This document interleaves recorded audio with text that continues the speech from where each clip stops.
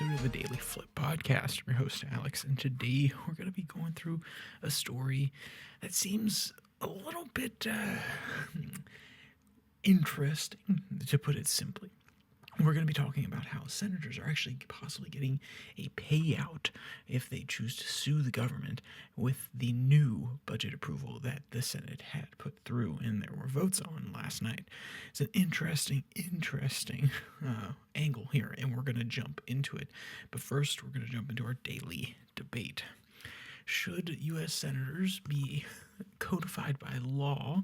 Should they be allowed to directly sue their own government, even though it's an executive branch that they would be suing in this case, the DOJ? Should they be allowed to sue their own U.S. government, the one they currently operate in, for money? I have a weird feeling about it, and though I understand in premise, and I have some free market leanings that would say, yeah, if they've done something wrong, they should be able to sue them. Maybe it should come at a time from a committee or something to that effect. But hey, we'll jump into it. We'll go through the particulars, and maybe I'm crazy. I want to know your opinions. Throw it down there in the comment section. And if you want to wait till the end and hear everything that's going on, that's absolutely fine. But I would still love to hear your thoughts. So with that said, let's jump into today's article. It comes from Raw Story, and they're doing a write-up of some information as well as they're drawing on a Politico article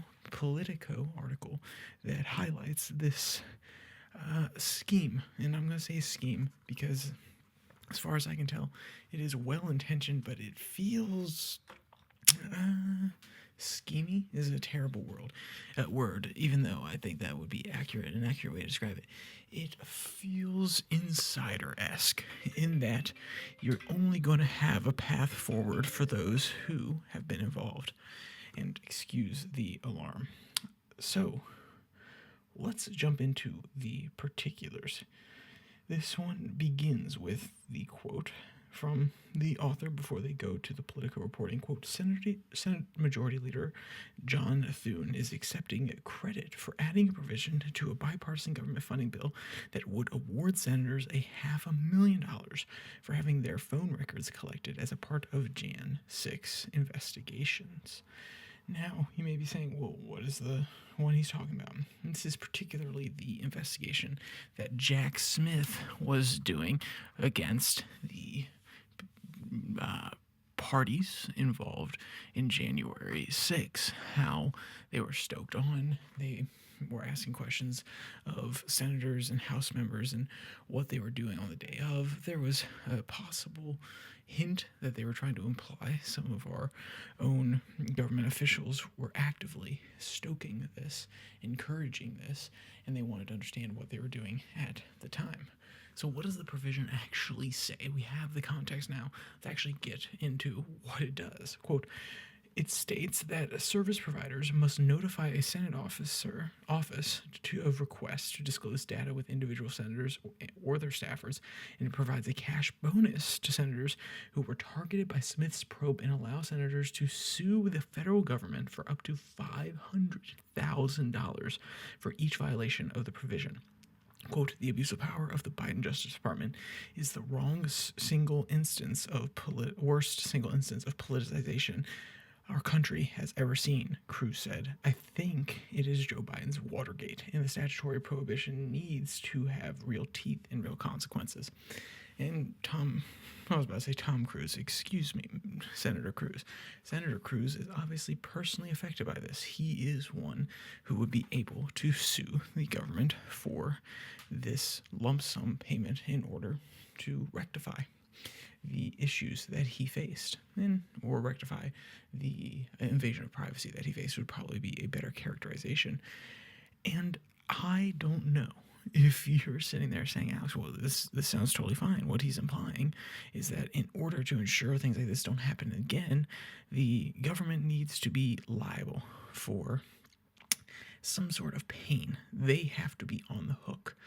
And I'm going to be real here. The U.S. government, and I know the Fed is technically considered a separate entity, but the U.S. government composite as a whole actually controls how much money is spent, where it is spent, and how it gets doled out in the executive branch, appropriated in the congressional branch, how much is printed in the Fed.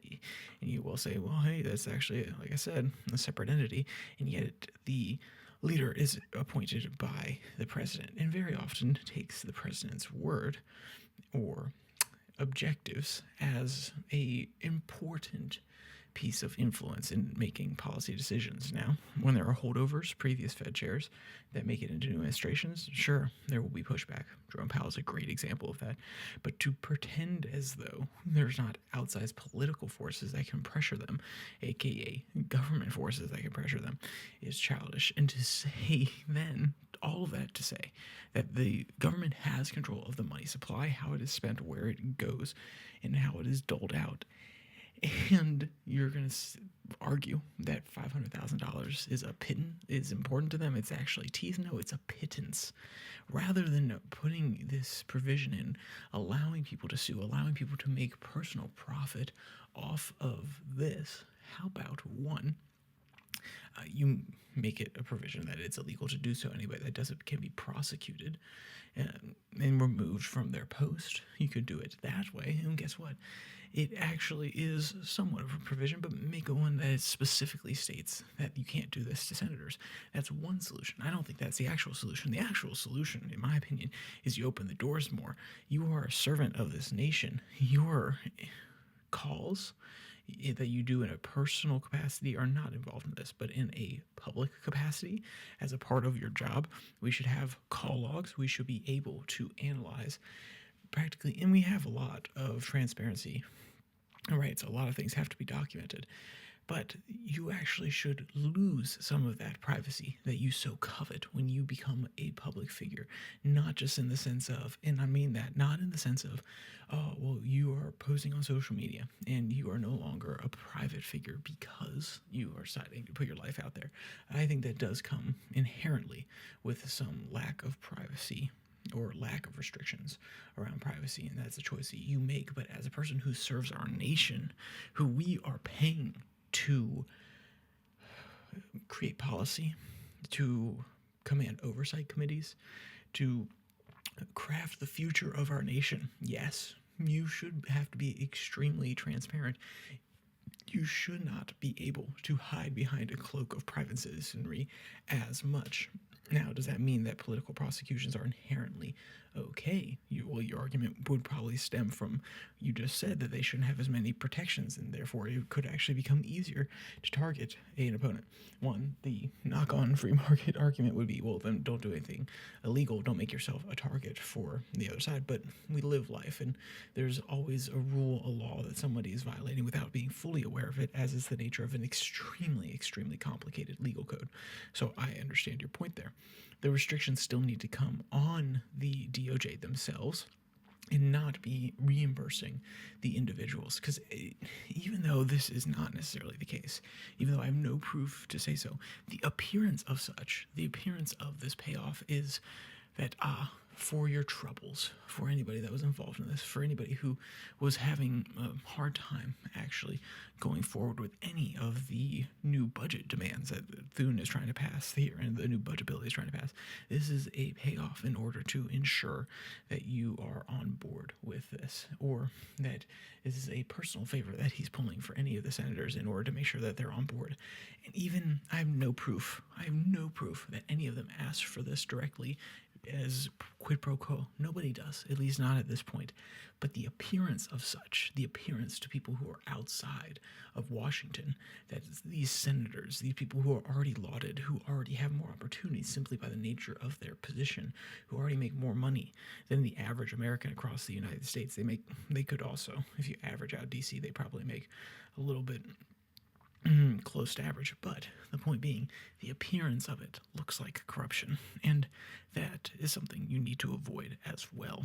And on a principle stand, once again, it's not a bad thing in my mind that they were subpoenaed for their records, and there should be a more open process of transparency that allows U.S. citizens who put them into power, but everybody, not just the ones who voted for them or voted against them, for us to see the records and the ongoings of the people who I said earlier craft the future of this nation. But maybe I'm crazy. Throw your comment down there in the comment section. I'd love to hear what you have to say. With that, if you want to read today's article, the link will be in the description below that like and subscribe button. Also down there, you can find the podcast on Spotify, Pocket Cast, Podvine, as well as the Twitter handle at Your Daily Flip, where I post links to these episodes on Monday, Wednesday, Friday, as well as the link to 6 and 6 on Tuesday and Thursday. So with all that said, there's only one more thing to say. Stay safe, don't die.